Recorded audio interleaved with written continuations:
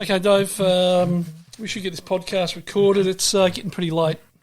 We need to get it done so we can get it edited. And Dave. Hey. Wait, what? What are you doing?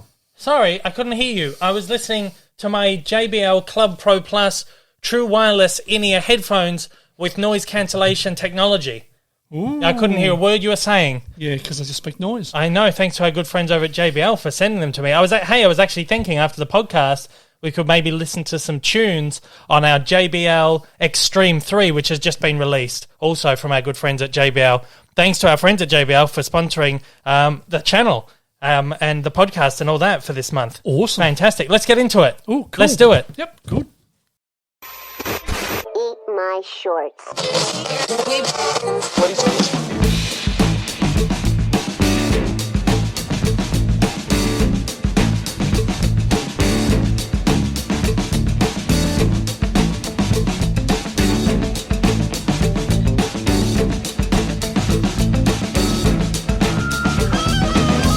Hello, everybody. Welcome to the Dave Lee Down Under podcast. I'm, of course, your host, Dave Lee, and this is episode 28. I can't believe we got this far. This is a very special episode today. I am going to try and keep this intro short and sweet so we can get straight into this one. You can, of course, join me every single Monday on the podcast. The podcast goes out on all major podcasting platforms, including Apple Podcasts, Spotify, Google, Amazon Music, and Audible. The visual element is also available to view over on YouTube as well. That goes out on the Monday as well, but if you're a patron supporter, you get that 2 days early. So if you'd like the early access to the podcast, head over to patreon.com/Dave Lee Down Under, and you can support me for as little as $1 a month. All that money goes straight back into the podcast, back into my channel, and all that kind of stuff. You'll be supporting me in a very, very special way. Of course, the video podcasts have migrated across to a brand new channel, Dave Lee Down Under Podcast, over on YouTube. That's linked down at the bottom below. But of course, because this podcast is so special, we've brought the podcast back over to the main channel just for this episode, because I want this one to go out to as many people as possible, and I'm so excited about it. You can, of course, find me on YouTube at Dave Lee Down Under, over on Twitter and Instagram. There's links in the description of every single podcast. If you want to write into the show, you can send an email to daveleepod@gmail.com, and if you're listening on podcast platforms, please leave a review and a rating. It certainly does help me in getting this podcast out there and telling people that this is an alright show. I mean, I hope it is anyway. I really hope it is. Look, this, as I said a couple of times already, I'm so excited you can tell, it's a very special episode of the podcast today. A number of weeks ago, I received an email from a PR agency over in America, in LA, Hollywood, reaching out to me, asking me if I'd like to interview someone, and I jumped at the chance, man. As soon as I saw on there who they wanted me to interview, there was no second thinking about this. There was no, should I do? Absolute, no way. I jumped on this one straight away. Yes, please. I'm, of course, talking about the incredible, the wonderful Rob Paulsen. Now, of course, if you are an animation fan, there he is right there. You can see him on the cover of his book, Voice Lessons, which came out, I think, in 2019. It's a really wonderful book. As soon as I found out I was going to be interviewing Rob, I had to get on Amazon. I think I got the last copy on Amazon Australia. So I was really lucky there. It came the next day, and I was into it straight away. Look, this guy, if you're an animation fan like I am, and chances are, if you're a follower of my channel, my podcast, you are an animation fan, you know the name Rob Paulsen, and you know the face. But if you are not like a huge animation nut, you like your cartoons and all that kind of stuff, but you don't kind of delve any deeper into like the voice actors and all that kind of stuff, you might not know the name, you might not know the face, but you will certainly know the characters. This guy has been involved in almost every iconic franchise as far as animation and cartoons go. As many as you can imagine. He's been involved in pretty much all of them. Of course, his most iconic characters are Yakko and Pinky and Dr. Otto Scratch and Sniff from the Animaniacs. He's provided the voices of two Ninja Turtles, Raphael and Donatello, in various iterations of the series over the years. He's been involved in Jimmy Neutron, Biker Mice of Mars, you name it, we will go into it in this interview. But anyway, way, his PR agency reached out to me and said, would you like to interview Rob? And I said, absolutely, I'd like to interview Rob. So this episode right here is a very special. I got a quite a long time with Rob. It was like a 45-minute session, but I think I got just a little bit of extra time. He's such a generous guy, and gave me as much time as we needed to get this interview done. And the most wonderful thing about this is you will see that he is sitting in his car.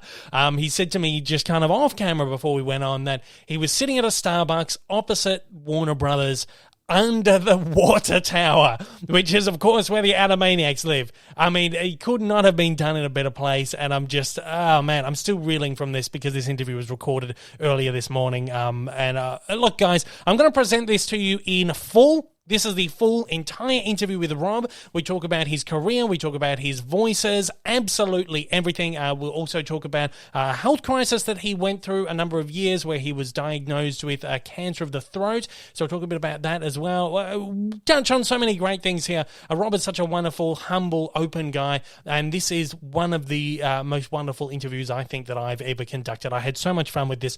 So without further ado, let's get into it. I hope you enjoy my interview with the wonderful, the one and only Rob Paulsen. Hi, Rob. Thank you for joining me today. Well, thank you very much, Dave, for lowering your standards for me. I really appreciate it. No. It's an absolute pleasure to speak with you. Spoke with you briefly off camera. I'm so very excited to speak with you. I'm a child of the 90s, so I grew up with all the projects you have been involved in over the years. And they formed. Well, thank you. As long as you said as you haven't thrown up with all the projects. No, certainly not. Appreciate. Certainly not. I'm a huge fan of animation, as you know, and the programs you've been involved in have had a huge impact in my love of the medium and the characters that you've portrayed. Characters that have followed me throughout my life, and it's such a huge pleasure to speak with you today. Well, thank you, buddy. Trust me, the pleasure is all mine, and I am I'm amazed at how many. I'm kind of amazed at the extent to which these characters connect with people on a profoundly deep level. I certainly knew that people loved them because I kept working. Yeah. But in the last probably 7-8 years. In fact, having been twice to Australia, all over the world, I'm met by people who tell me the most incredibly wonderful stories about these characters. And again, not again, but let's make it clear. The characters of the star. I appreciate that you're making the fuss over me, but I don't draw them and I don't write them. However, when it works, it is such a singularly unique circumstance in terms of how people connect with these characters. Yeah. And it's often, Dave, way bigger than a paycheck or an action figure or just like, oh, that's pretty cool. People tell me often through tears about, my mom's gone now, but she struggled mightily with breast cancer, and Pinky and the Brain was her laugh/medicine every damn day for 6 months, and we shared it together. Stuff like that, over and over and over again. So it's not a unique circumstance, and I can't get enough of it. So that all boils down to say that it is I who've worked really hard for the privilege that you're giving me right now. This is a very cool thing for me. Well, thank you so much. It's a very cool thing for me too. Not at all. And you are so humble. You are so humble. I do have to say, I have no reason not to be. People who love animation like me, they know the name Rob Paulsen. Well, thank you. You have been involved in over 500 different programs. You've made over 2,500 hours, or 2,000 hours of half hours of animation. For those of you who might not be familiar with the vast catalog of roles you've done over the years, just bear with me for a second. I've gone through your IMDb Please, go ahead. You're making a fuss over me. You can talk man. about how great I am as long as you want. I will. I definitely will. Okay, so your most prominent roles, of course, in the Animaniacs, Ninja Turtles, Jimmy Neutron, G.I. Joe, Biker Mice from Mars, Goof Troop, Gummy Bears, The Mask. Now, you've also appeared in again, bear with me here. You've appeared in the likes of SpongeBob, DuckTales, Darkwing Duck, Quack Pack, Tailspin, Chip and Dale, Rescue Rangers, Powerpuff Girls, Tom and Jerry, Yogi Bear, Looney Tunes, Flintstones, Jetsons, Scooby-Doo, Transformers. I could look, I've got a whole list of them here. Woody Woodpecker, Samurai Jack, Ultimate Spider-Man, Phineas and Ferb, Tinkerbell films, The Tick, Gargoyles, The Wizard of Oz. This list just is endless. This is a body of work that belongs to an incredibly prolific and legendary voice artist. You are first class in your career. There's very few resumes that match this. What's it like for you to look back on this 40-year body of work? You've been involved in some of the biggest franchises in animation history.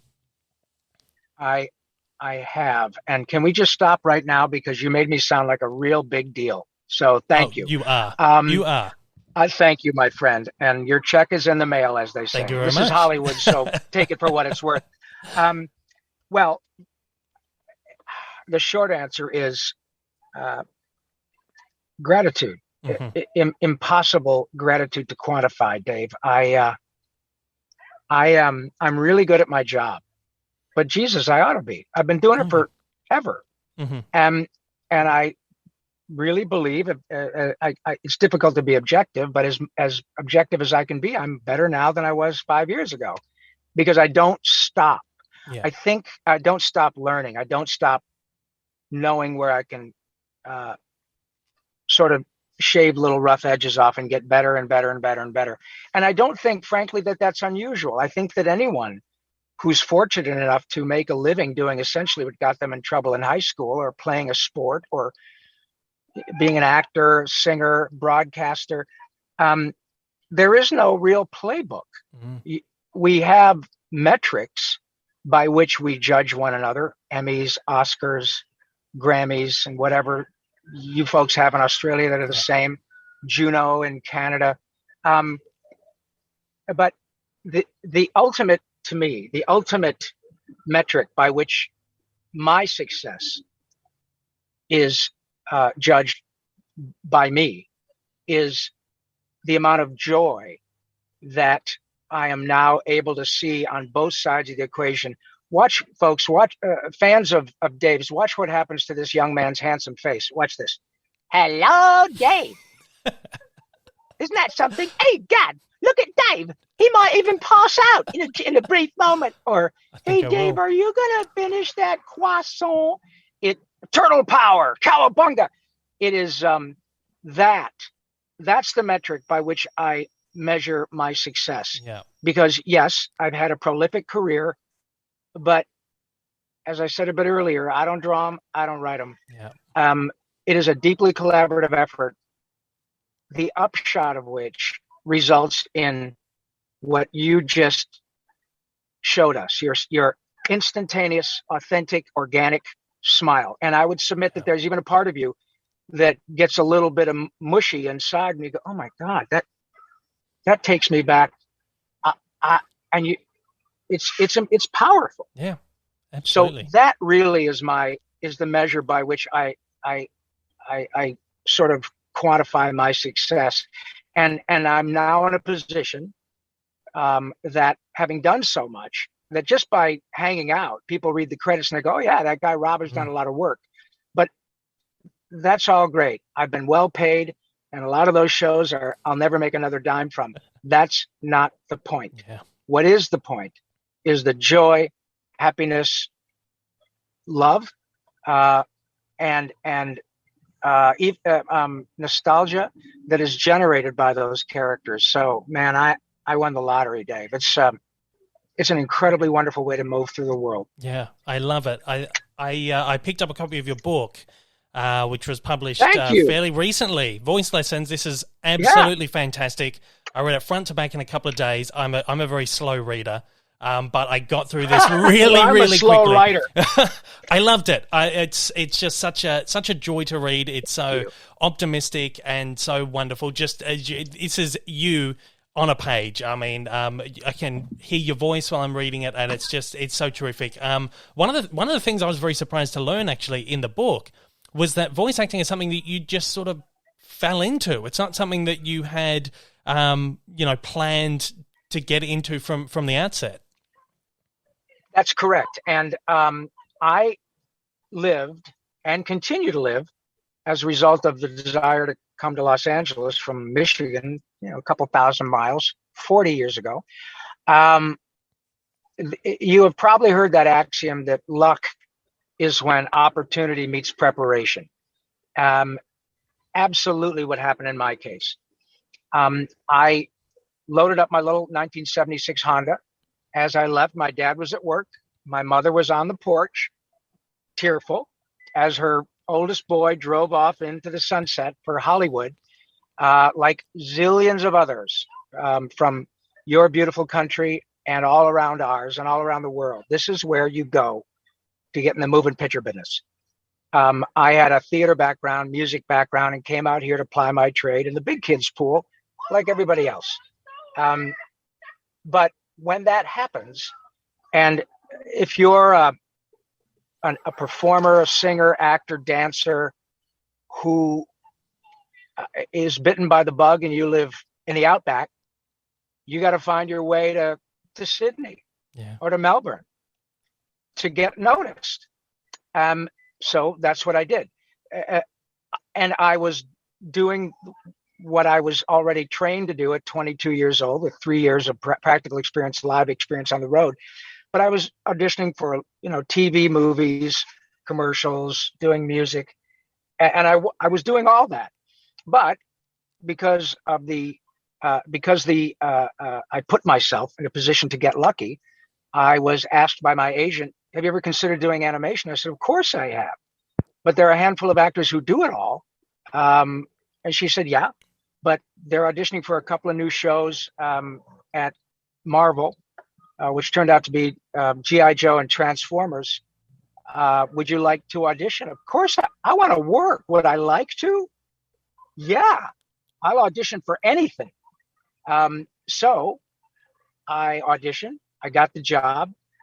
And the first thing I noticed when I got into work was it was like any other acting gig, except nobody cared what I looked like. It was about creating characters, going through a script, breaking it down, adding my own stuff, all of that, which I would do in any audition or any gig, whether it's, in my case, being on St. Elsewhere or Hill Street Blues or MacGyver or doing a half dozen features, same process.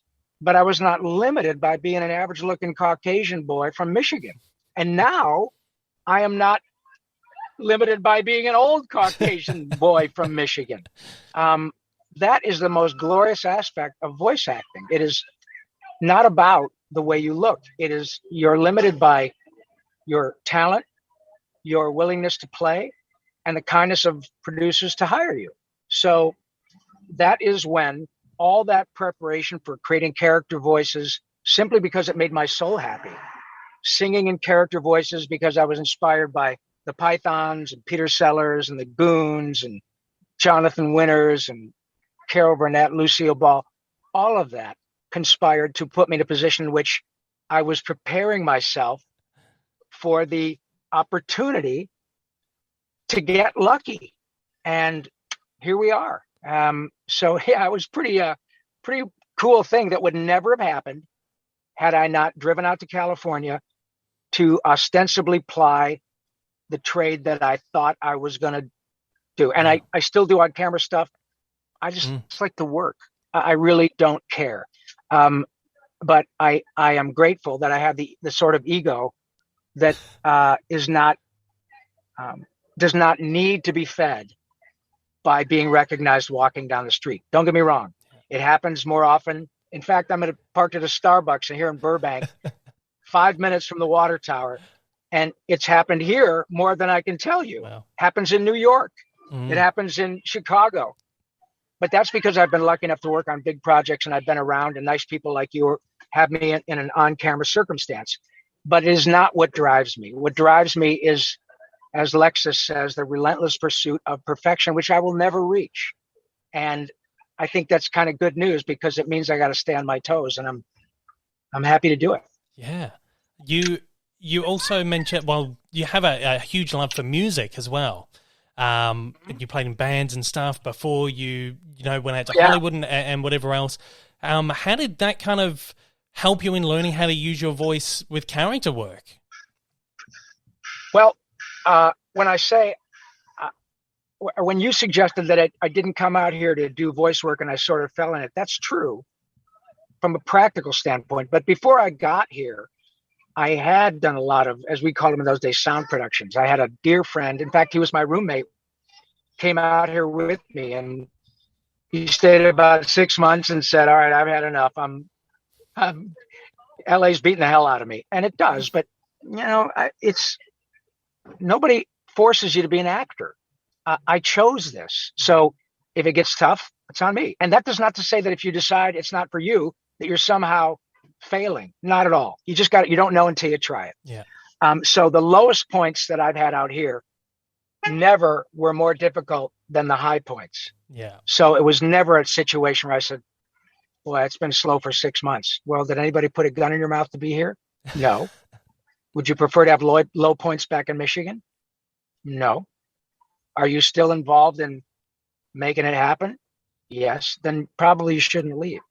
So I had already developed a keen sense of improv, a desire to create character voices, as I said, represented by the inspiration from The Usual Suspects. John Cleese, Michael Palin, Peter Sellers, Spike Milligan, over and over and over again, and a lot of American talent. So it wasn't foreign to me. I had just never worked in a proper cartoon. Also, I've been a singer longer than anything. Yeah. And I just used to sing in character voices because it was fun. No different than Robin Williams or Jonathan Winters. It made my soul happy. Yeah. It made girls laugh. It got me a chance to get a date with someone. Humor is a very, I don't know if it's an aphrodisiac, but it's a very powerful tool in terms of getting someone's attention. And and I loved it. And again, even if people didn't pay attention to me, it made me happy, and it cost me nothing. I still do it. I was doing it on the way into work today. I was working on a song I've been writing and singing in character because it makes me happy. I don't know that anything will ever be done with it. Doesn't matter. Yeah. So yeah, I had never done a proper animated project with, big time productions behind it. But boy, am I glad I decided to put myself in that position. Yeah, I love it. It's just such a deeply primal thing, really. You mentioned the stuff you did over at Marvel, of course, G.I. Joe, Transformers. Very soon after that, you landed work at Hanna-Barbera. And that is huge. Tell us what it's like walking into the halls of Hanna-Barbera for the first time. And you were there for a number of years, working on, you did the reboot of Johnny Quest, you're involved in Jetsons reboots, Yogi Bear, a dozen other things. What's it like the first time you get to walk into that hallowed ground, really? Oh, well, I'll tell you what, that's a great question. And the fact is, the first time is not any less fabulous than the 2,600th time. Yeah. Case in point, a few years ago, I was working on some music for an animated film at Paramount. I was hired to sing for a couple of days, and I wasn't the star of the show. But doesn't matter. I'm an itinerant actor. I'm a blue-collar worker in the Dream Factory, baby, and very proud of that.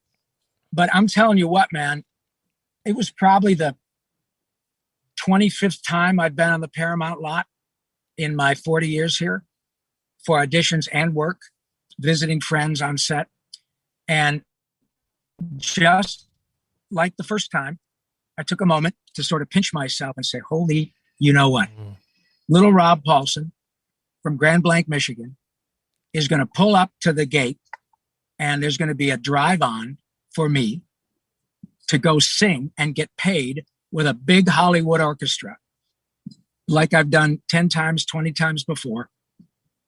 And now that I have a phone, because when I moved here, cell phones didn't exist, I just stand in front of it and go, look, Mom. My mom's been gone for a while. Look, Mom and Dad, I'm back. I'm doing it again. I'm still doing it. It never is not wonderful. Today, I'll be walking into a studio 5 minutes down the road with people who are my closest friends in the world. All of them have won Emmys. They're all incredibly gifted actors.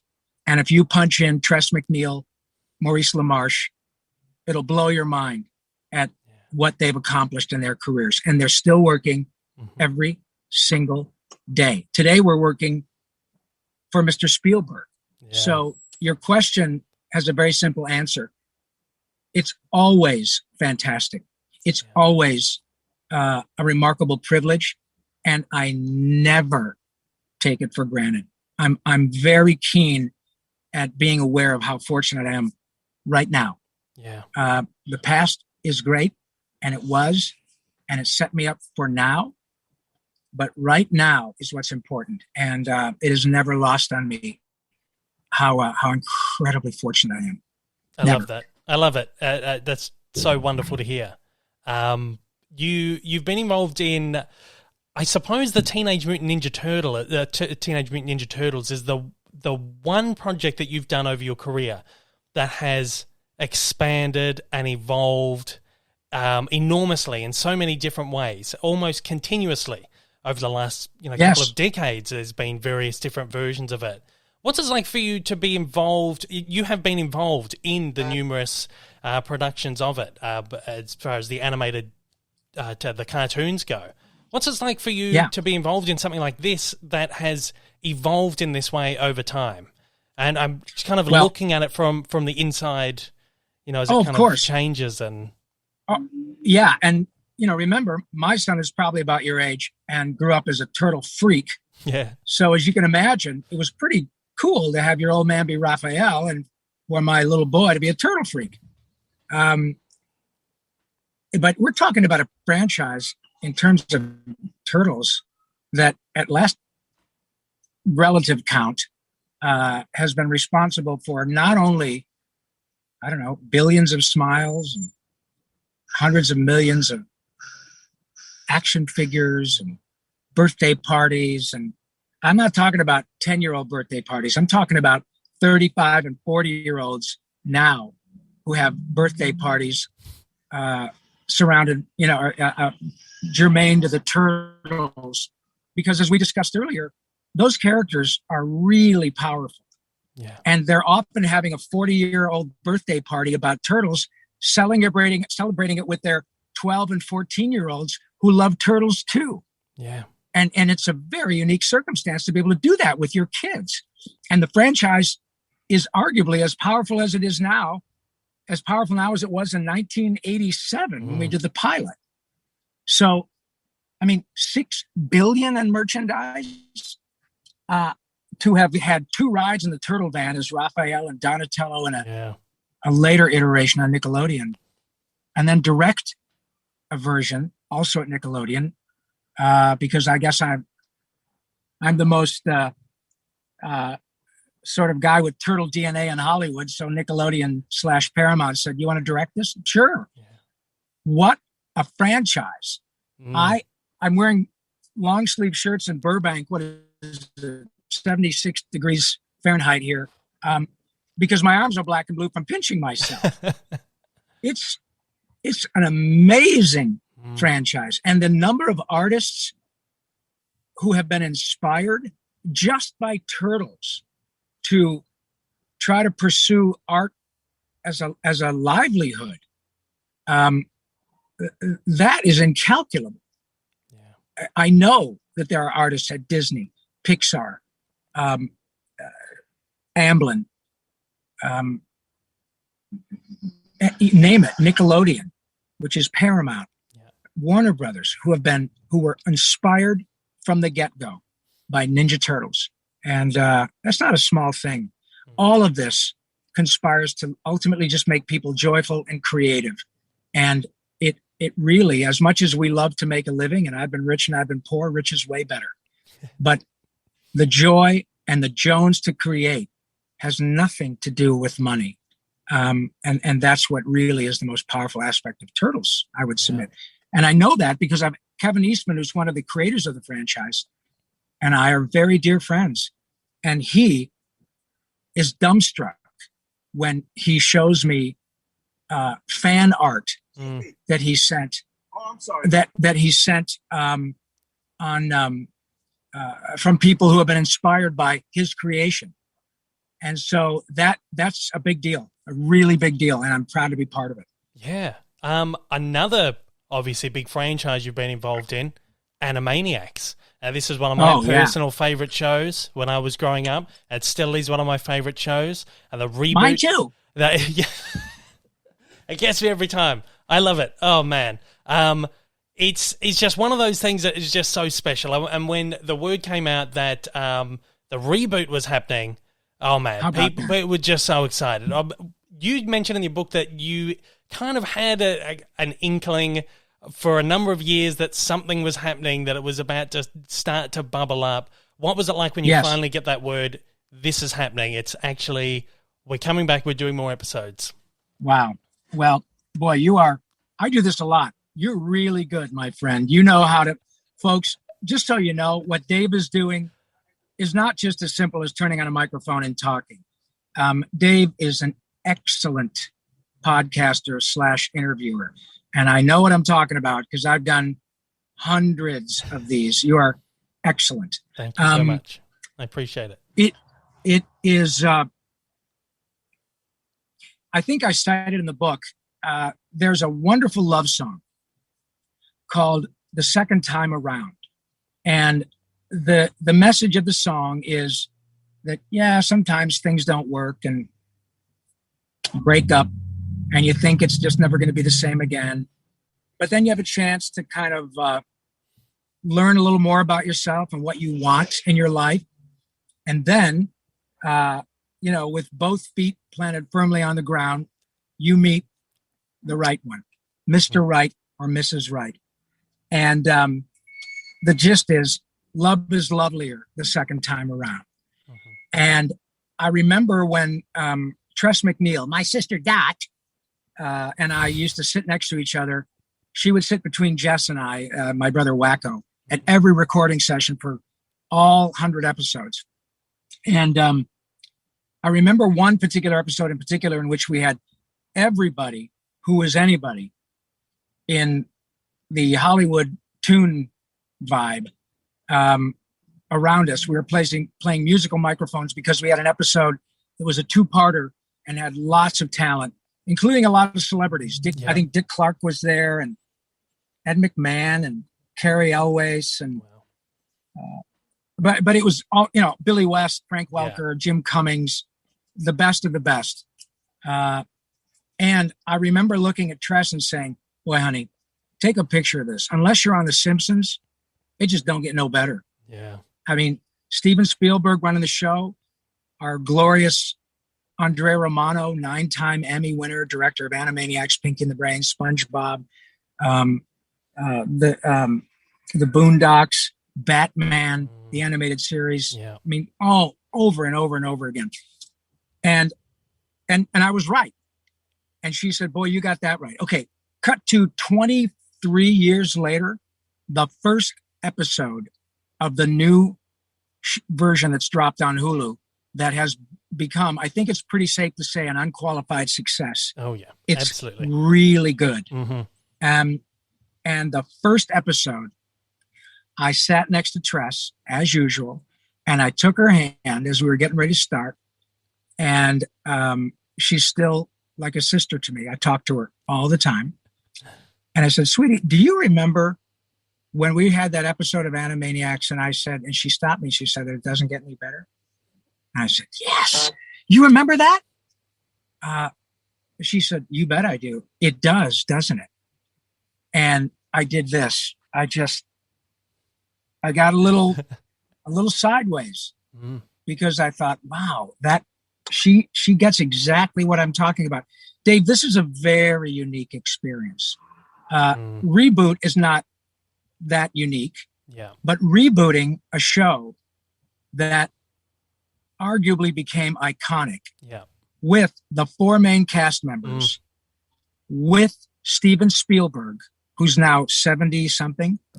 Yeah. And it was his call, Dave. Yeah, it's crazy. It's not about bringing Liam Neeson to be the Brain and Russell Brand to be Pinky. It's about the authenticity of the characters. And I would submit that probably Russell Brand would have jumped at the opportunity. But Mr. Spielberg knows it's not about that. It's about the authenticity of the characters. It's about what happens when I say nerve to everyone who loves this show. And now the fan base is exponentially larger because of social media, YouTube. And we have a circumstance in which you, as a fan of the original show, can watch Pinky and the Brain from 1997 today, your favorite episode, in which Pinky says, I think so, Brain, but me and Pippi Longstocking, what would the children look like? Boy. And then you laugh, and maybe you have an edible, and then you watch a new episode from the new bunch with a 25-year gap. Yeah. Like that. And we deliver. Yeah. That is what is unusual. This circumstance to have the same actors doing it again with Mr. Spielberg and people writing the show who grew up watching it and were inspired to become a writer and move to Hollywood just like me. Yeah. And now when they hear their words coming out of Yakko's mouth and all that stuff, it is not unusual to look through the glass and see 30-year-old, 35-year-old writers doing this. Oh, I get it. Yeah. It's remarkable. So, yeah, it's lovelier the second time around. Isn't that great? That's so great to hear, because the new episodes really are so wonderful. And it really is like no time has passed. It's the same humor, of course, the same, as you mentioned, all the same actors and all that stuff. Sure. And it just feels just so, like such an organic thing. And because there was such a, that huge gap, you do feel like that there was, it was given the time, it was given the love to be something special and not just like, oh, let's just do it again sort of thing. 100%. And I believe that it was Mr. Spielberg who, even though the suggestion was dropped a few years ago, we're on Steven time. Yeah. I mean, he's the king of Hollywood. And I love that term. Firstly, when people are kind enough, in this case, it was Sam Register, who is the president of Warner Brothers Animation, who says, hey, you guys, Steven thinks he'd like to do this again. Are you in? Come on. Yeah. Steven Spielberg. Instant, yes. The show that changed my life. The show that still people lose their, what, when I sing, Tunisia, Morocco, Uganda, Angola, Zimbabwe, Djibouti, Botswana. They lose it. Yeah. In the most glorious way. Of course we're in. But Mr. Spielberg also is predisposed to making Oscar-winning movies.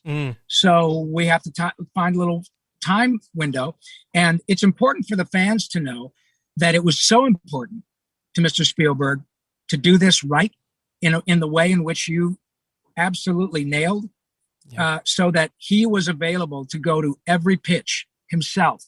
He went to Hulu, Netflix, Apple, and Amazon himself with his team. Yeah. And made it clear that Rob Paulsen, Maurice LaMarche, Tressa McNeil, and Jess Harnell not only can do it at a higher level than before, they want to do it. And as far as I'm concerned, we don't do it unless they're in. Yeah. So before you guys decide to write the check, it's not about celebrity stunt casting. And that is important to know, because that shows you the extent to which Mr. Spielberg was and is invested in what has happened. Yeah, well, it's such a shock. Like when you read into it, or you hear you telling the story, it's just like on a surface level, you could imagine someone just signed it off. Yeah, Steven Spielberg presents Animaniacs, but to hear how involved he was and in producing it as such a labor of love, it just makes the whole thing just feel so much special. And again, the original show, the new show, it's just also, you can feel the love there. Thank you. It's so wonderful. Thank you. Now, you also, Animaniacs has impacted your life in a different way too. You do the Animaniacs live show as well. Tell us a little bit about that. And when, obviously last year was a little bit difficult to kind of go on the road touring and stuff, but are we going to get more shows down the line? And just tell us a little bit. Yes, you are. And man, we are trying very hard to get back to Oz with Animaniacs in Concert. Oh. What that is my partner, Randy Rogel. Let me back up a little bit. The word genius gets bandied around a lot these days because it's an easy thing to say. But I'm really good at my job. Yeah. I've won a bunch of awards. A lot of actors have. But I'm not a genius. Randy Rogel is a quantifiable genius. And I say that because this following story, I'll try to make it short, but it's important to me for me to explain why I believe that. Mm-hmm. The first song I recorded for Animaniacs in 1992 was Yakko's World, All the Countries. Now, I read music, and the music was provided for me, and I learned it, and I went into the studio a week after I got the music, and we recorded it. What I did not know until a few years ago was that my friend Randy Rogel, who wrote that song, and he wrote, "It's a great big universe and we're all really puny. We're just tiny little specks about the size of Mickey Rooney." He wrote all that. He wrote The States and the Capitals. He wrote I'm Cute, I'm Mad, on and on and on. But Randy, before he got the gig on Animaniacs, was writing for Batman, the animated series, no small thing. Yeah, yeah. And he won an Emmy for his work writing on on Batman, the animated series. He heard about Animaniacs, knowing that it was going to be, if not musically driven, music was significant in every episode. And he said, "Oh my God," knocked on the door across the hall. "I got to write for this show." "What are you talking about? You just won an Emmy for Batman, for drama. Mark Hamill's the Joker. Kevin Conroy's Batman. Do some more of that." Yeah. I know. But I do more of that. My background is music and musical comedy. I can write for this show. I write music and I write scripts. I got an Emmy for writing a script. I can write comedy. Okay. Banged on the door. This is when he's already in. Finally. Tom Ruger, the creator of Animaniacs, said, "All right, we'll pay you more to write drama, but what have you got?" You guys, his audition piece was Yakko's World. He had that song in his back pocket, never played it for anybody, never sold it, never made a dime. He wrote it because he thought there's something here, and who knows, maybe I can use it someday. Yeah. Opportunity meets preparation, and luck happens. So that's how he got the gig. And it was the first song I recorded for Animaniacs. Cut 2 years later, I started doing my own podcast, and I said, "Randy, man, we got something here. People love Animaniacs. We got 20 songs, plus the stories about how they were written. And we got half a dozen songs that never made it to this show.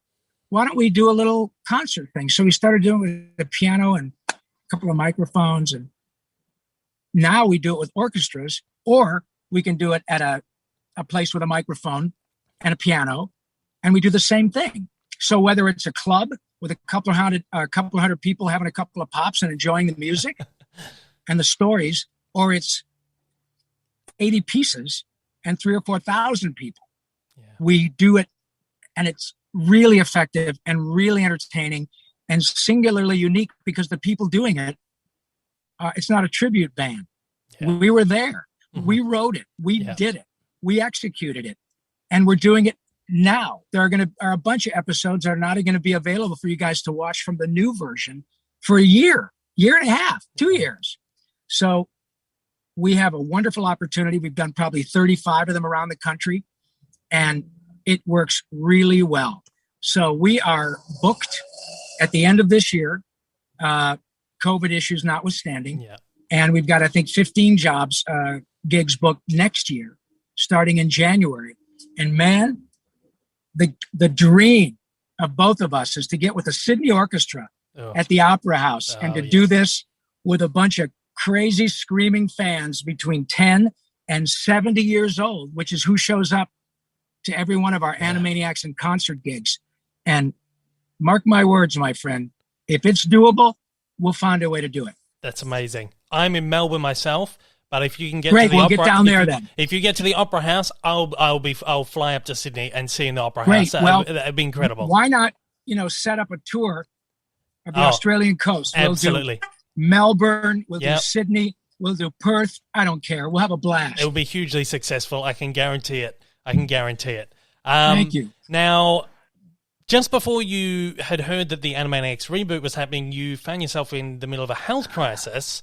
You were diagnosed with throat cancer, and you went through crazy. Like, you went through the horrendous recovery and chemotherapy and all of that. It's Oral Cancer Awareness Month this April. It is, yes. Tell us a little bit about what you're doing to help raise awareness, and sort of a little bit about your road to recovery and all of that. Well, again, folks, this is why Dave is so good at what he does, because you've had this lovely little thread of joy and happiness and all the extent to which these characters are important to all of us. And then, as there's an old axiom that we make plans and God laughs, whoever he or she is. Yeah. So one day I went to visit my doctor, having had a lump on the left side of my neck for a few months. And it turned out to be stage 3 metastatic squamous cell carcinoma of the throat at the base of my tongue. And to make a long story short, I was told at the very beginning, Mr. Paulsen, we're virtually sure we can cure you. This is not remission, cure you. But before we do, we almost have to kill you. And I laughed out loud, because that's how my brain works. Yeah. And my pinky. And so I was told right up front that it's curable. Are you going to be able to do your job at the same level? We don't know. But you're already 60 years old. And, statistically, you still got a few years left. This is slow growing. But by slow, we mean that in 2 years, if you don't do anything, you'll be very uncomfortable. And 3.5 or 4, you're going to be so. And it's not a really pretty way to go out for obvious reasons. Mouth, throat. They got to start hacking off. We've seen the wonderful movie critic Roger Ebert suffered from that, and by the time he left, it's pretty nasty. So obviously, it didn't take me any time at all to say, "I'm in." And as a result of incredible good fortune of having world-class healthcare and a pretty strong constitution, a wonderful family, I got through it. 5 years ago at this time, I was in the middle of my radiation and chemo, and it was starting to beat me up. And it did. But nothing happened to me that I was not told would happen. And that's precisely what I asked for. But my cancer experience, Dave, is not left with a silver lining.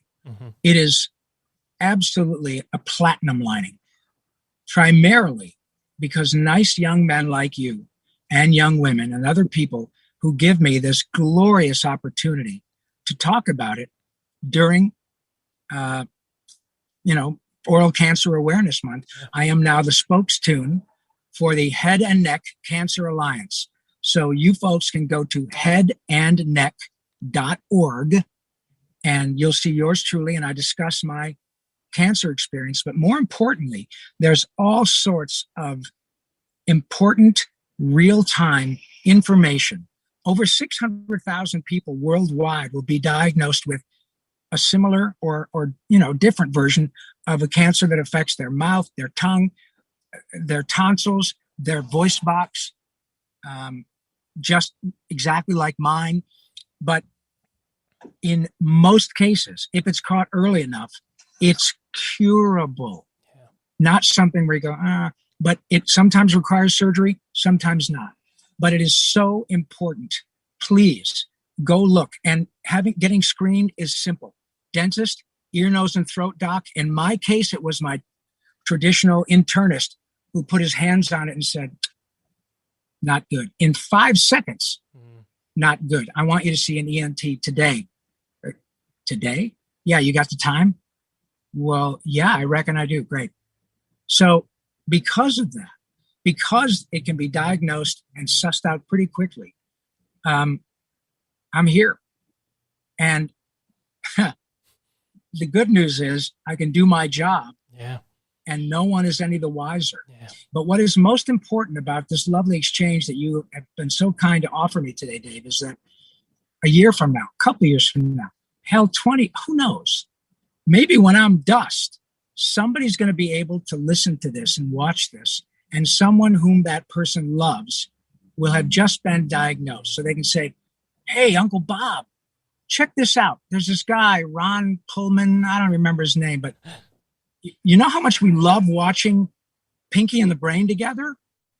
That guy had exactly the sort of throat cancer that you've been diagnosed with. But the point is that you're going to listen to this guy, and we watch him on TV every day or every week, post-treatment. Yeah. That's what's important. You got this, Uncle Bob. You got to see what this guy has to say. Because the good news is that, yeah, it's pretty scary, but you can do this. This guy does it for a living. And he finished out his career and his life working. He died from something else, not throat cancer.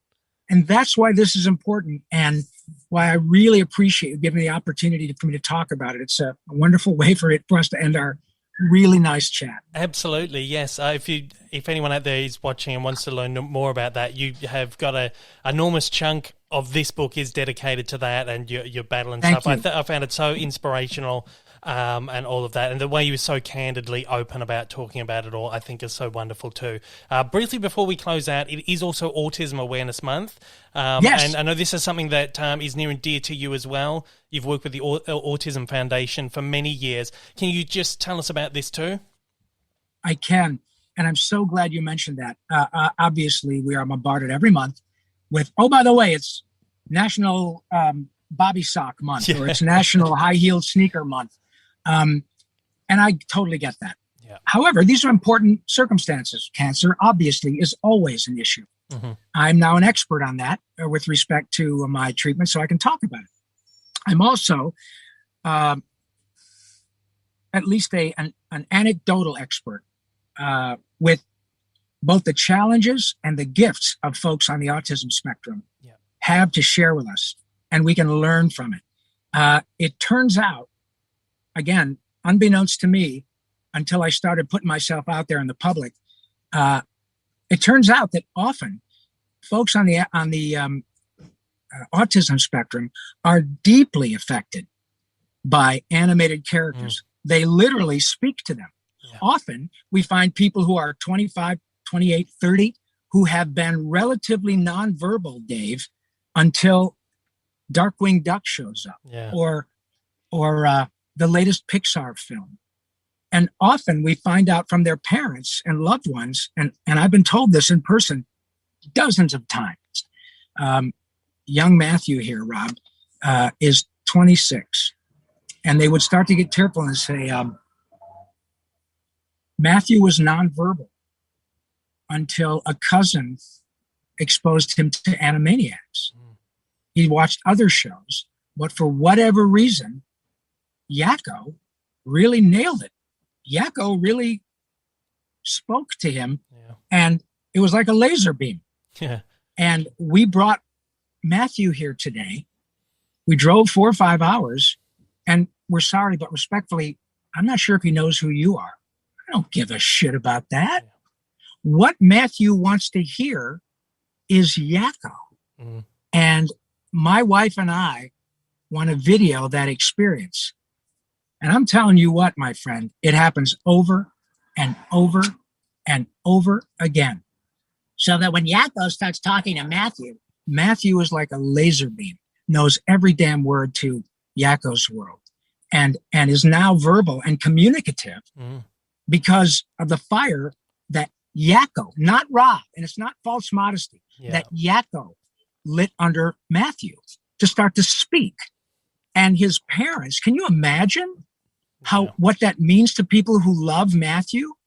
They were able to leverage that so that Matthew now is able to deal with the challenges of autism But it turns out that he's very gifted in another way, like many folks on the spectrum, but he's able to communicate that now. Yeah. And oh my God, how on earth can you quantify that relative compliment? This is not about money at all. The only money people have spent vis-a-vis Yakko and Animaniacs and this young man and his family is to buy a ticket and the gas to get into this particular event at which I happen to be appearing. That's it. It's about the joy and the empathy and passion that is lit in a young man's or young woman's life as a result of some wacky cartoon character. Yeah. That's not a small thing. And it's not just me. It could be SpongeBob. It could be sports. It could be David Beckham. It could be Greg Norman. That there's an autistic golfer who says, "Whoa, the great white shark really lit it up for me, mate." That's all it takes. And so if that is something that I'm able to be involved with, I'm in, man. I'm totally in. So thank you for asking. There's so much to learn out there. Yeah. And if we're willing to listen, we can. Absolutely. I love it. I love it so much. Again, thank you so much for taking the time out of your very, very busy schedule to sit and chat with me for a little bit. I do appreciate it. And thanks to all, as you say, the crazy little critters that are just banging around in your head for turning up and saying hello as well. My pleasure. A huge congratulations on Animaniacs getting picked up for the 3rd season, by the way, which you're currently working on, I believe. Yes, we are. In fact, I'm going to do another episode right now, mate. That's fantastic. I'm fresh out of Vegemite. I'm going to buy myself a cake. That's amazing. Well, I won't hold you up any further. You got to go and work for Mr. Spielberg and all of that. I won't hold you up. So, once again, thank you so much for this. It's been a really wonderful experience for myself, and you're just such a wonderful person. So, thank you so much. It's my great pleasure. So, why don't we leave the fans with a little updated version of Yakko's World? Oh, absolutely. You guys have heard the original one, but my genius friend Randy, and we've proven he really is, threw this out, I don't know, about a year ago and said, the countries have changed. Mm-hmm. So I'm going to leave you guys with this. Here's the updated version. Montenegro and Bosnia-Herzegovina, the Soviet Union is gone. South Africa, Georgia, Moldova, Latvia, Belarus, Azerbaijan, Uzbekistan, hey, Kazakhstan, hey, then the Tajikistan too, hey, Turkmenistan, hey, Kurdistan, Armenia, Tonga, Palau, Lithuania, Serbia, Kosovo, US Samoa, the Balkans, Brunei, Macau and Crimea, then Eritrea, Ukraine and Estonia, here's Macedonia, New Caledonia, Eastern Slavonia, Ivory Coast and Cape Verde, Andorra, the Solomon Islands, Dubai. Goodbye. See you later. Thank you so much. Oh, man. Amazing. Thank you. Take care, buddy. And there we go. Oh, what a whirlwind that was. Wasn't that just so wonderful? As I said at the top of this, he's such a wonderful, just incredibly humble, special person. He's got all these little characters floating around in his head, and it's so wonderful how they just pop out every now and then. You're talking to Rob 1 minute, then you're talking to Yakko Water the next minute, then you're talking to Pinky the next. It's crazy. I had so much fun with this. Once again, I said it over and over, but thank you so much to Rob for giving me his time today. He was off to work for Mr. Spielberg this afternoon, which is crazy. Here I am sitting in Melbourne, in Australia, talking to a guy sitting in his car under the Warner Water Tower off to work for Mr. Spielberg. That's just such a crazy... Like, how crazy is technology? The 21st century is insane. I can be sitting here talking to Rob Paulsen before he's off to record new episodes of the Animaniacs. My head's exploding. If I told myself when I was like 5 or 6 years old, sitting there watching the original series, he wouldn't have believed it. He would not have believed it. Once again, thanks so much to Rob for his time here today. I hope you guys enjoyed this interview. I know I certainly did. That is all that we have time for this podcast, of course. We will return to the regular podcasts next week. The podcasts, of course, go out every single Monday on all podcasting platforms. That includes Apple Podcasts, Spotify, Google Podcasts, Amazon Music, and Audible. The visual element goes out on YouTube at the same time as well. But if you're a patron supporter, you can get it 2 days early. So if you'd like that early early access, please head over to patreon.com/Dave Lee Down Under. You can support me for as little as $1 a month. Of course, video podcasts generally go up on a brand new channel as well, which is, we've migrated to a new channel, which is Dave Lee Down Under Podcast on YouTube. You can find the link to that down in the description as well. You can find me on YouTube at Dave Lee Down Under, over on Twitter and Instagram. There's the links in the description of every single podcast, so you just click through and you're right there. If you want to write into the show, you can send an email to daveleepod@gmail.com. And if you're listening to the podcast on a podcasting platform, the audio thing, leave a review and a rating. It certainly does help.